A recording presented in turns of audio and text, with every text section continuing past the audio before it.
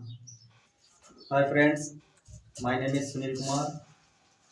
आज हम मैथ्स के कुछ क्वेश्चन सॉल्व करेंगे। तो चलिए स्टार्ट करते हैं। क्वेश्चन है आपका, सीता और सुनीता किसी काम को 20 दिन में पूरा करती हैं। सीता, सुनीता एवं गीता उस काम को 15 दिन में पूरा करती हैं। गीता अकेले उस काम को कितने दिनों में पूरा करेगी? ये आपके सामने क्वेश्चन है। तो चलिए इसको सॉल्व करते हैं। पहले सीता, ठीक है, प्लस सुनीता, दो लोग काम कर रहे थे। तो काम कितने दिन में हो जा रहा था? 20 दिन में, ठीक है। उसके बाद सीता, सुनीता एवं गीता, 3 लोग हो गए। कौन कौन?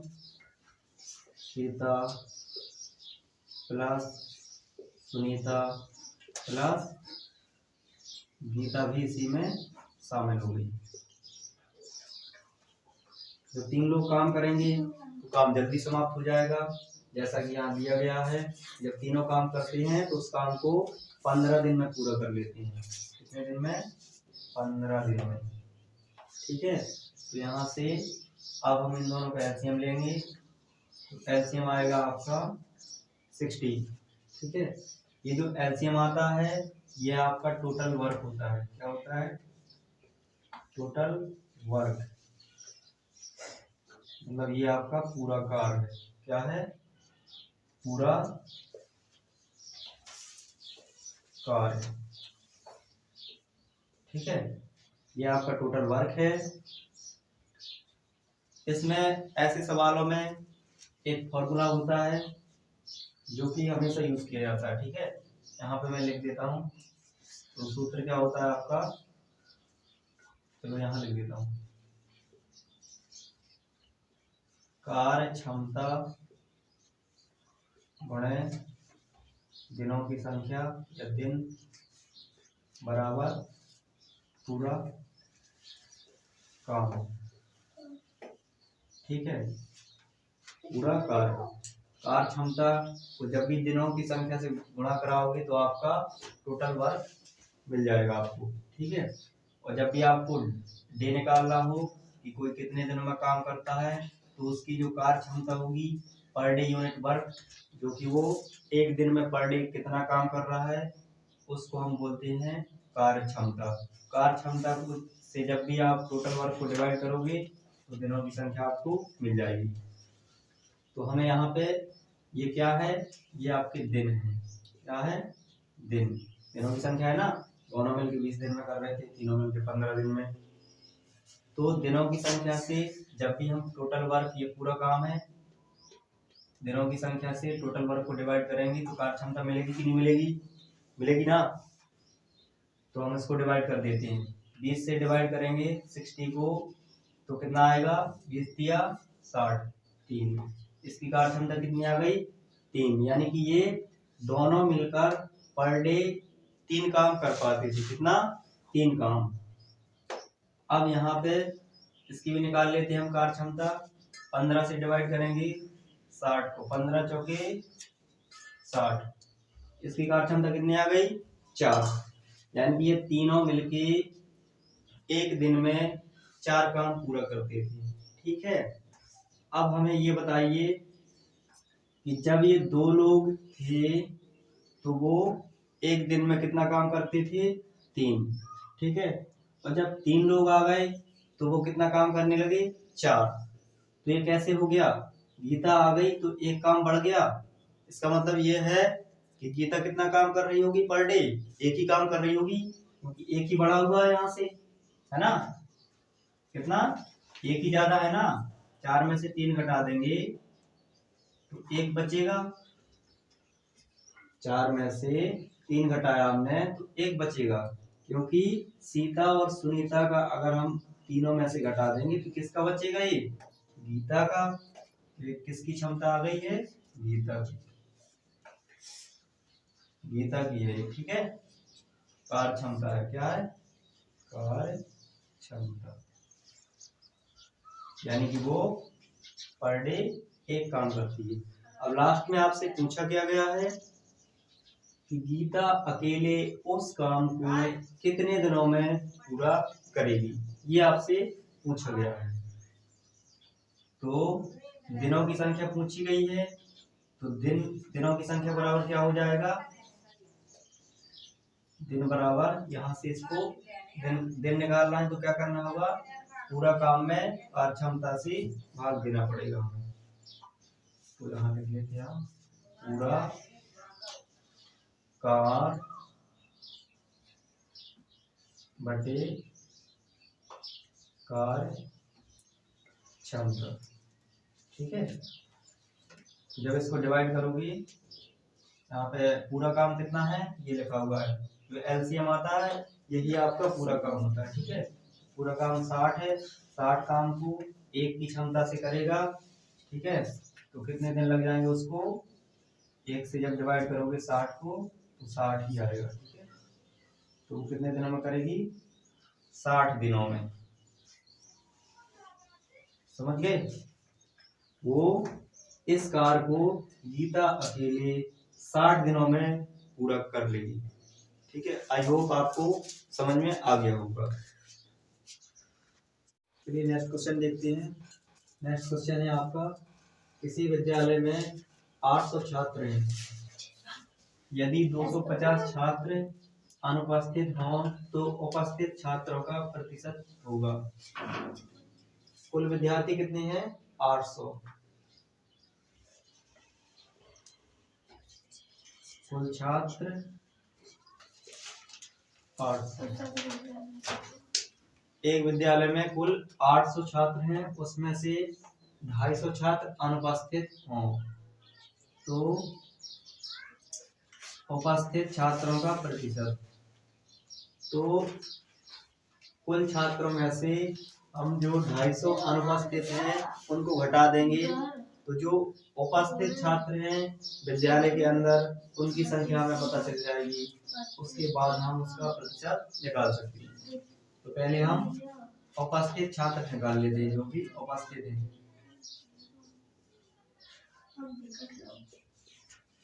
उपस्थित छात्र कितने हैं, 800 टोटल थे, उसमें से 250 अनुपस्थित रहे, तो उपस्थित कितने रहे, इसको घटाएंगे तो कितना आएगा, 550। ये 550 छात्र उपस्थित थे, ठीक है। तो पूछा क्या, उपस्थित छात्रों का प्रतिशत क्या होगा, प्रतिशत पूछा है ना। उपस्थित छात्रों का प्रतिशत पूछा है, तो जब भी प्रतिशत निकालते हैं तो जिसका हम प्रतिशत निकालते हैं उसको ऊपर, ठीक है, और जो टोटल होते हैं कुल संख्या को नीचे रखा जाता है। तो कुल कितने थे, 800, जब भी प्रतिशत में चेंज करना हो तो 100 से मल्टीप्लाई करते हैं, ठीक है। अब इसको जो जो कैंसिल हो रहा है तो उसको कैंसिल कर देते हैं, 0 से ये 0 कैंसिल, ये 0 से ये 0 कैंसिल, ठीक है। इसको भी डिवाइड करते हैं, तो इसको आप 2 से डिवाइड करोगे तो 2 दूनी 4, 2 सत्ते 14, 2 पंचे 10, 2 चौके 8, ठीक है। अब इसको डिवाइड करोगे 4 से, कितना आएगा, 4 6 24, 3 5 35, 4 8 32, 3 बच रहा है तो पॉइंट लगाएंगे दशमलव, तो 30 हो जाएगा। 4 से डिवाइड करेंगे 30 को, 4 सत्ते 28, ठीक है।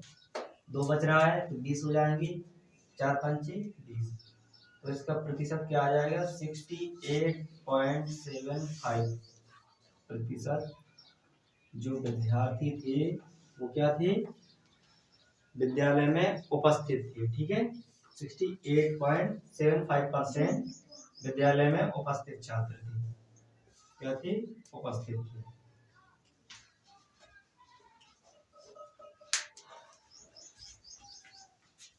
क्वेश्चन हमारा 2500 रुपए पर 6 वर्ष में उपचित साधारण ब्याज 1875 रुपए है। इसी दर पर इतने समय के लिए 6875 रुपए पर कितना साधारण ब्याज उचित होगा? ठीक है, तो इसको कैसे करेंगे? सबसे पहले तो ये 2500 रुपए दिया है, ये आपका मूलधन है, 6 वर्ष ये आपका टाइम है, और ये साधारण ब्याज इतना दिया हुआ है। ठीक है, तो यहाँ से हम दर निकाल सकते हैं। जो फॉर्मूला होता है साधारण ब्याज का, साधारण ब्याज बराबर, साधारण ब्याज को हम सिंपल इंटरेस्ट कहते हैं, इसलिए हम शॉर्ट में SI लिखते हैं। ठीक है, SI बराबर P गुणे R गुणे T बटे 100। ठीक है, तो इसमें हम वैल्यू पुट कर देते हैं। P के स्थान पे कितना आएगा? 2500 रुपए। ठीक है, R के स्थान पे, R हमें पता नहीं है। ठीक है, तो R निकाल लेंगे, तो R को R ही रहने दें या फिर X मान सकते हो आप। ठीक है, और जो ये 6 वर्ष ये आपका टाइम है, नीचे 100, और ऐसा ये सिंपल इंटरेस्ट आपका दिया हुआ है 1875। इसको डिवाइड करोगे तो 2 जीरो से 2 जीरो कैंसिल हो जाएगा, और 25 से इसको डिवाइड करोगे तो ये कितना आएगा? 5 से कर देते हैं, चलो पहले 5 5 25, 5 की 15, 5 सत्ते 35 और 5 25, फिर 5 से दोबारा कर देते हैं, 5 सत्ते 35, 5 25। ठीक है, तो ये आपका आएगा 75 यहाँ बचा, और ये 6R। ठीक है, तो 6 से डिवाइड इसको करेंगे तो R बराबर आ जाएगा हमारा, 6 से डिवाइड करोगे, चलो इसको ऐसे ही रहने देते हैं।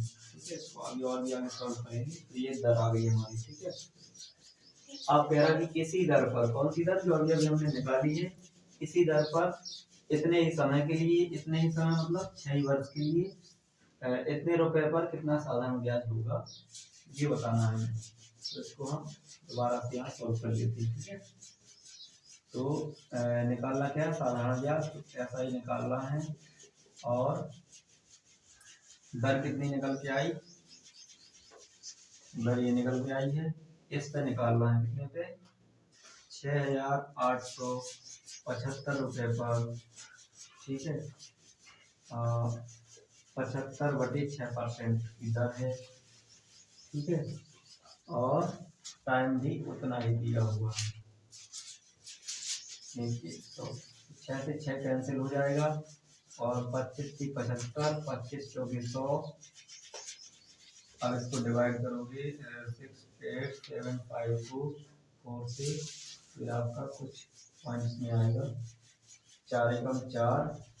ठीक है, तो क्या 28, 4 सत्ती 28, यहाँ पे 4 एकम 4, 3 से 5 35, 4 अट्ठे 32, दशमलव लगाओगे 30 हो जाएगा, 4 सत्ते 28, 4 पंचे 20। ये आपका सिंपल इंटरेस्ट होगा, ये आपका साधारण ब्याज होगा। ठीक है,